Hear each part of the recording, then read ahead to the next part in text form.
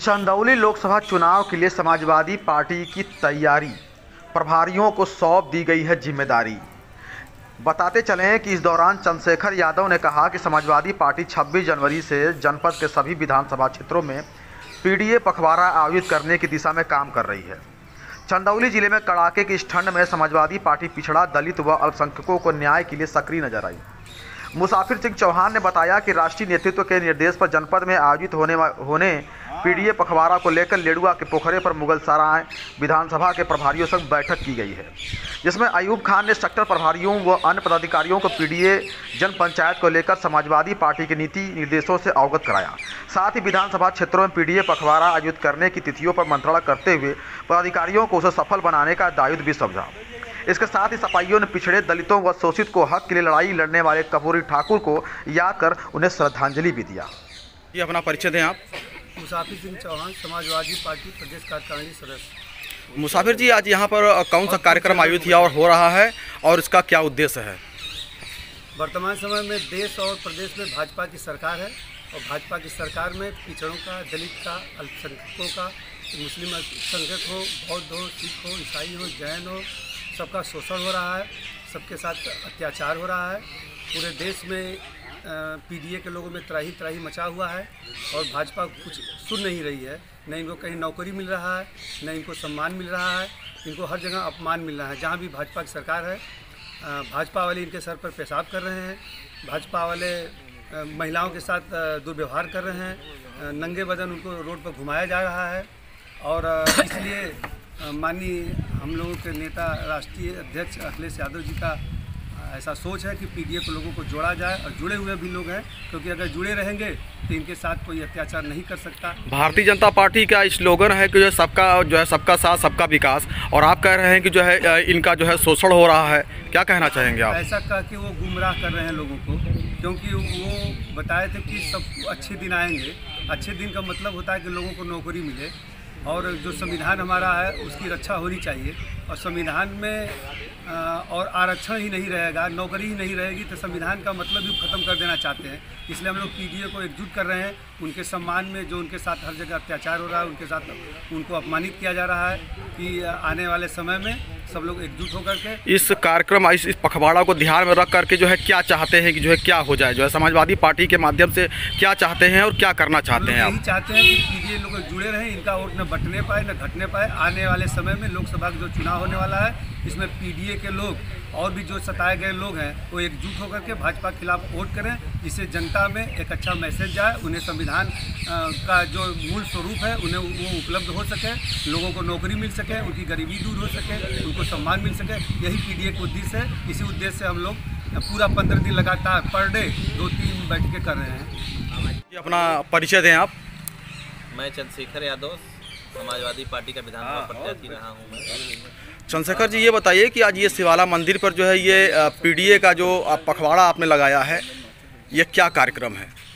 ये कार्यक्रम जो दलित, पिछड़े, अल्पसंख्यक और कुछ हमारे अगड़े साथी जिनका लगातार भाजपा शोषण कर रही है, जिनको अपने हक और अधिकारों से वंचित कर रही है, उनकी लड़ाई हम लगातार समाजवादी पार्टी के लोग लड़ रहे हैं। उसी के तहत ये पीडीए पखवाड़ा हमारा 15 दिन का कार्यक्रम है समाजवादी पार्टी का पूरे प्रदेश में। यह कार्यक्रम लगातार हर गांव के हिसाब से, हमारे क्षेत्र के हिसाब से चलता रहेगा कार्यक्रम 15 दिन। और पीडीए के लोगों को मूल रूप से जगाने का कार्यक्रम है। जो भाजपा सरकार गरीबों का अधिकार छीन रही है, जो संविधान के साथ खिलवाड़ कर रही है, जो अल्पसंख्यक साथियों के साथ हमारे अत्याचार कर रही है, इन्हीं सब बिंदुओं को लेके रोजी रोटी, कपड़ा, मकान के लिए समाजवादी पार्टी गरीबों के लिए पीडीए पखवाड़ा चला रही है। पीडीए को जागरूक करना भी हमारा एक मूल उद्देश्य है। समाजवादी पार्टी ये चाहती है कि जो समाजवादी पार्टी के सरकार में महिलाओं को 500 रुपये पेंशन मिलता था, उस पेंशन को ये भाजपा ने बंद कर दिया है। भाजपा सरकार ने, समाजवादी पार्टी की जब सरकार आएगी तो माननीय अखिलेश यादव जी ने संतावना दिया और घोषणा पत्र में अपने कहा था कि 1500 रुपये मैं प्रत्येक महिलाओं के खाते में दूंगा। और ये सरकार जो 15-15 लाख देने का वादा की थी, अब आप लगातार देख रहे होंगे प्रदेश में ये सरकार उसके मंत्री, गृह मंत्री ही कहते हैं कि ये जुमला था। तो चुनावी जुमले वाले लोग हैं ये लोग।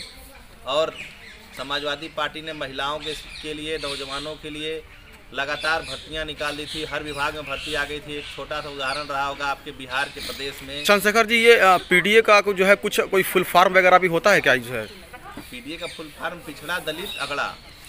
क्या उद्देश्य क्या है इस कार्यक्रम को चलाने का? उद्देश्य क्या है आपके हाईकमान का? हाईकमान का उद्देश्य है कि पिछड़ा दलित अल्पसंख्यक और कुछ अगड़े समाज के साथी जो भाजपा से परेशान है, भाजपा जिनको प्रताड़ित कर रही है, उनका ये पीडीए है। पीडीए को जागरूक करना हमारा समाजवादी पार्टी का मूल उद्देश्य है। अपना नाम और परिचय बताएं। अयूब खान गुड्डू, सदस्य राज्य कार्यकारिणी समाजवादी पार्टी उत्तर प्रदेश। अयूब जी, ये बताइए कि जो आज ये जो है सिवाला में जो है आपने ये पीडीए का पखवाड़ा आपने लगाया है, जो है समाजवादी पार्टी जो है ये पखवाड़ा लगा करके क्या करना चाहती है और क्या मैसेज देना चाहती है समाज में? समाजवादी पार्टी भारतीय जनता पार्टी के चाय चरित्र चेहरा को उजागर करने के लिए जो पिछड़ों, दलितों, अगड़ों को बरगलाने का काम जो भारतीय जनता पार्टी कर रही है, इनके बहुरुपयापन, इनकी मक्कारी के जवाब के लिए समाजवादी पार्टी ने पीडीए का ये पखवाड़ा जो है चला रहा है।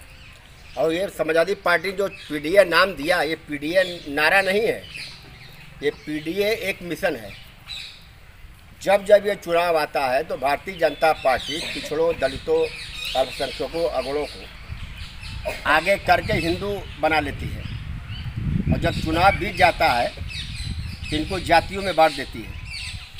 तो इसी भारतीय जनता पार्टी को बेनकाब करने के लिए जिस तरीके से 92 में चुनाव हुआ था, पिछड़े, दलित, अल्पसंख्यक, अगले जब एक साथ आए तो इनके जो कारनामे थे उसको उखाड़ फेंक कर अब समाजवादी पार्टी ने सरकार बनाने का काम किया था।